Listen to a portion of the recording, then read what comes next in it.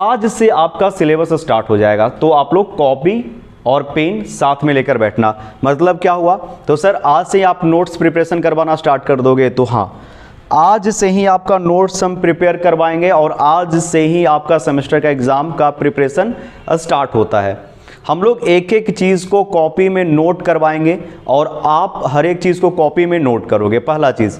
दूसरा, आपको 2 copy purchase करना है, क्योंकि यहाँ पे 2 सब्जेक्ट है जिसको हम लोग को स्टडी करना है। पहला सब्जेक्ट है डिज़ाइन ऑफ स्टील, ये एक अलग सब्जेक्ट है, और दूसरा जो सब्जेक्ट है वो सब्जेक्ट है डिज़ाइन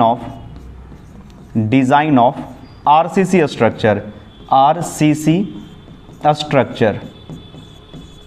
आरसीसी स्ट्रक्चर बोलो या आरसीसी मेंबर बोलो, ठीक है, आरसीसी मेंबर। तो हम लोगों को 2 सब्जेक्ट पढ़ना है, तो आपको कितना कॉपी खरीदना है, 2 कॉपी परचेज करना है। एक कॉपी जो होगा वो स्टील के लिए स्पेशल होगा, और ये कितने पेज का होगा, 200 पेज का होगा। कैसा कॉपी होगा, स्पाइरल और ब्लैंक, सादा कॉपी, ब्लैंक कॉपी। और इसके लिए भी आपको 200 पेज का ब्लैंक कॉपी खरीदना है, जिसमें पेज की संख्या 200 होनी चाहिए कम से कम। सर इससे ज़्यादा वाला खरीद लिए तो कोई प्रॉब्लम है, नो इशू, बट इससे कम नहीं होना चाहिए, ठीक है बच्चा। तो पहले हम लोग जो स्टार्ट करेंगे, यानी आपका जो फर्स्ट कॉपी होगा वो डिज़ाइन ऑफ स्टील का होगा। हम लोग सब कुछ स्टार्ट करेंगे मतलब डिज़ाइन ऑफ स्टील के बारे में। जब डिज़ाइन ऑफ स्टील कंप्लीट हो जाएगा तो आपको बोलेंगे कि देखो अब आरसीसी स्टार्ट हो रहा है, कॉपी दूसरा ले लो, परचेज कर लो, ठीक है, या आप परचेज कर लेना, उसको बाद में यूज़ करना, ठीक है। तो जितना कुछ भी हम आपको समझाते जाएंगे, आप उस कॉपी को मतलब आप उस चीज़ को कॉपी में लिखते जाना। देखो बच्चा, सबसे पहले तो ये क्वेश्चन एराइज होता है इस सब्जेक्ट को देखने के बाद कि सर इसमें एक वर्ड यूज हुआ है डिज़ाइन। डिज़ाइन का पहले आप मतलब बता दीजिए। स्टील वगैरह आरसीसी वगैरह हम लोग बाद में देखेंगे। What is the meaning of design, design का मतलब क्या होता है। देखो, हम जो भी आपको कॉन्सेप्ट समझाएंगे डिज़ाइन को लेकर, वो सिविल इंजीनियरिंग के जॉब को ध्यान में रखकर समझाएंगे। यानी यहाँ पे जो भी डिज़ाइन का आपको डेफिनेशन देंगे वो हम सिविल इंजीनियर के व्यू से दे रहे हैं, ठीक है। देखो, इंजीनियर का पहला काम होता है कि जो भी वो स्ट्रक्चर बनाए, structure must be safe. Structure कैसा होना चाहिए, सेफ होना चाहिए। एक ब्रिज जब सिविल इंजीनियर बनाता है तो वो ब्रिज कैसा होना चाहिए, सेफ होना चाहिए। ब्रिज एक स्ट्रक्चर है, डैम, बिल्डिंग, आप कुछ भी बनाओगे वो सेफ होना चाहिए। आ रहा है इतना बात समझ में। देखो, जितने भी तरह के स्ट्रक्चर होते हैं, हर स्ट्रक्चर पे लोड है वो सेम नहीं लगता है, अलग अलग लगता है। जैसे हम 2 एग्जांपल लेकर बता रहे हैं कि यहाँ पे स्ट्रक्चर 1 है, वो बिल्डिंग है, ठीक है, बिल्डिंग। अच्छा, इस बिल्डिंग में मान लो कि 10 लोग रह रहे हैं, 10 पर्सन है वो रह रहा है, और एक स्ट्रक्चर है वो है ब्रिज, और इस पे तो बहुत सारे व्हीकल्स जाते हैं। अगर हम आपसे क्वेश्चन पूछते हैं कि किस पे लोड ज़्यादा आएगा, कौन ज़्यादा लोड को सहेगा, तो आपका तुरंत आंसर होगा ब्रिज पे ज़्यादा लोड आएगा। तो यहीं पे अब कॉन्सेप्ट आता है डिज़ाइन का। डिज़ाइन का मतलब होता है, ध्यान से सुनेगा, सब लोग ध्यान से सुनेगा। देखो बाबू, इसमें भी क्या होगा, कॉलम होगा, और इसमें भी क्या होगा, कॉलम होगा, जिसको हम लोग पियर बोलते हैं, पिलर बोलते हैं। आ रहा है समझ में, पियर बोलते हैं। कॉलम आप लोगों को पिछले क्लास में भी समझाए थे, पढ़ाए थे कि ब्रिज में जो कॉलम यूज होता है उसको पियर बोलते हैं। आ रहा है इतना बात समझ में। चलो, दोनों में होगा, लेकिन लोड किस पे ज़्यादा आ रहा है, तो ब्रिज पे लोड ज़्यादा आ रहा है। अब समझना डिज़ाइन का डेफिनेशन समझना। डिज़ाइन का डेफिनेशन क्या होता है, मैथ और साइंस का यूज करके स्ट्रक्चरल मेंबर के डायमेंशन को पता करना, या स्ट्रक्चरल मेंबर के डायमेंशन को डिसाइड करना, साथ ही साथ उसमें मटेरियल कितना लगने वाला है ये पता करना, कहलाता है डिज़ाइन। आ रहा बात इतना समझ में। जैसे यहाँ पे अगर हम लोग बिल्डिंग का बात करें तो बिल्डिंग का जो कॉलम होगा वो थोड़ा सा पतला होगा, ठीक है, और ब्रिज का जब हम लोग पियर देखेंगे तो ये इसका कैसा होगा, इसका जो कॉलम है वो काफ़ी बड़ा होगा, ठीक है। जो पिलर होगा, जो इसका कॉलम होगा ब्रिज का, वो बड़ा होगा। क्यों बड़ा हुआ है, क्योंकि इसके ऊपर लोड ज़्यादा आ रहा है, तो इसका ब्रिज जो होगा, ब्रिज का जो कॉलम होगा वो बड़ा होगा, उसका डायमेंशन बड़ा होगा, ठीक है। बिल्डिंग का पे लोड कम आ रहा है तो इसका कॉलम छोटा होगा। लेकिन अब यहाँ पे क्वेश्चन पूछ रहे हैं कितना बड़ा और कितना छोटा, यही पता करना कहलाता है डिज़ाइन।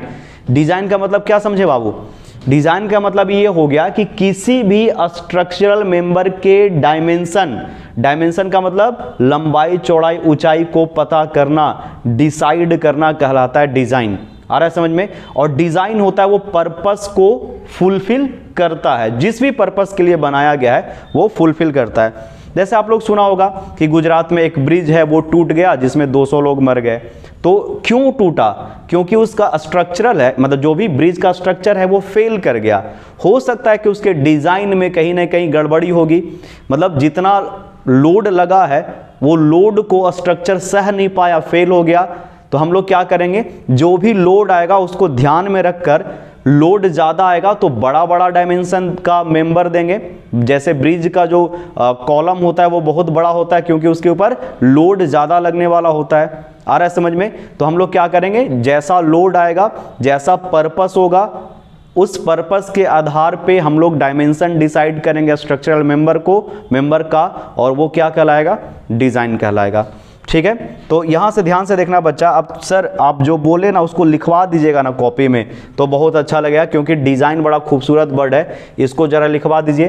देखो आप कॉपी निकालो और कॉपी में सबसे पहले लिखो जो भी अभी हम समझाएं वो लिखा हुआ है। डिज़ाइन का जो डेफिनेशन है यहाँ पे लिखा हुआ है। डिज़ाइन का डेफिनेशन आप लोग अब बहुत ही ईजी लैंग्वेज में समझ चुके हो, अब लिख लेना। देखो, इन सिविल इंजीनियरिंग में डिज़ाइन का मतलब होता है पता करना, फाइंडिंग आउट का मतलब पता लगाना। इन सिविल इंजीनियरिंग डिजाइन का मतलब होता है फाइंड आउट, मतलब पता लगाना, द डायमेंशन का मतलब क्या हो गया, मान लो कि आप सर्कुलर कॉलम बना रहे हो तो सर्कुलर कॉलम का डायमीटर आप कितना रखोगे। अगर आप रेक्टेंगुलर कॉलम बना रहे हो तो रेक्टेंगुलर कॉलम में लंबाई और चौड़ाई कितना होगा। ठीक है, जैसे 12 इंची बाई 10 इंची का हम लोग घर में कॉलम देते हैं, कहीं पे 16 इंची बाई 12 इंची का दिया जाता है। तो हम लोग क्या करेंगे, यही कॉलम का डायमेंशन निकालना सीखेंगे। ठीक है, finding out the dimension of a structural member. अब स्ट्रक्चरल मेंबर क्या हो सकता है, बीम, कॉलम, स्लैब हो सकता है ना, बिल्डिंग के मेंबर। तो इसके डायमेंशन को पता करेंगे and amount of material required, और कितना मटेरियल का रिक्वायरमेंट होगा, अमाउंट ऑफ मटेरियल रिक्वायर्ड। जैसे कौन सा मटेरियल हो गया, स्टील यानी लोहा का छड़ कितना लगेगा।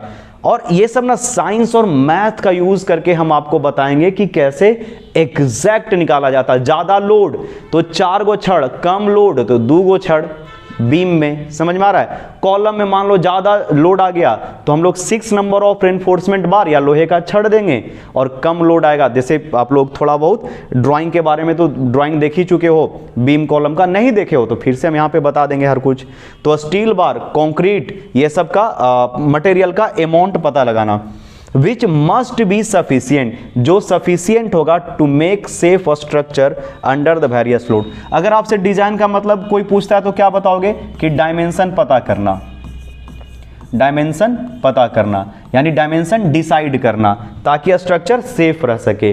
ठीक है, जैसे एग्जांपल से पूछेगा तो बोलना, देखो जब हम लोग ब्रिज बनाते हैं तो पिलर मोटा रखते हैं, तो वही डिजाइन हो गया, मोटा रख दिए। अगर घर बनाते हैं तो पिलर छोटा होता है, कॉलम छोटा होता है, तो कम लोड तो छोटा, तो मटेरियल बच गया।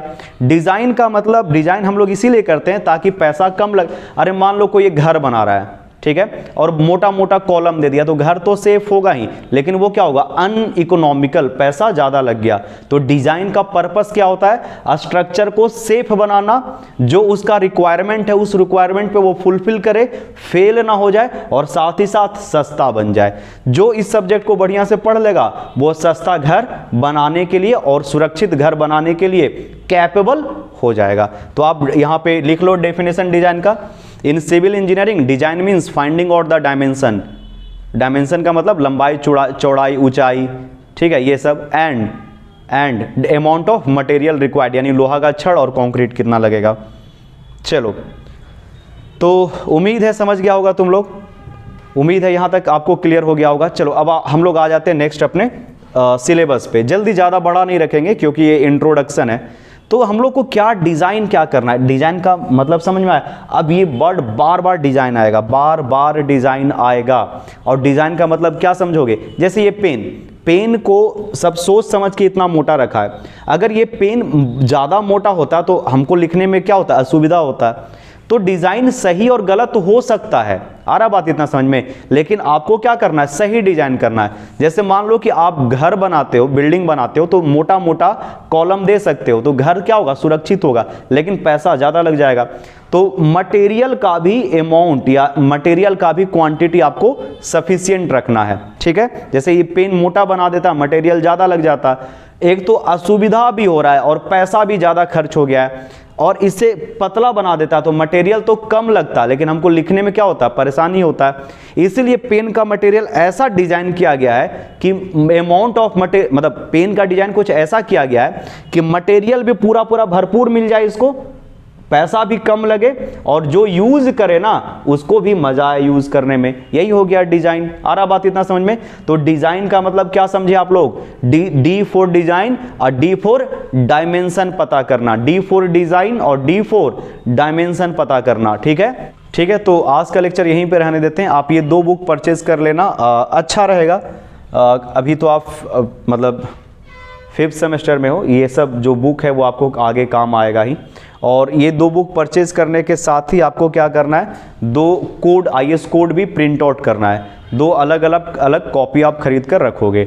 अगले क्लास से हम लोग स्टार्ट करेंगे डिज़ाइन ऑफ स्टील, जहाँ पे आपको बेसिक इन्फॉर्मेशन देंगे, फिर हम लोग आगे बढ़ जाएंगे। Thank you everyone.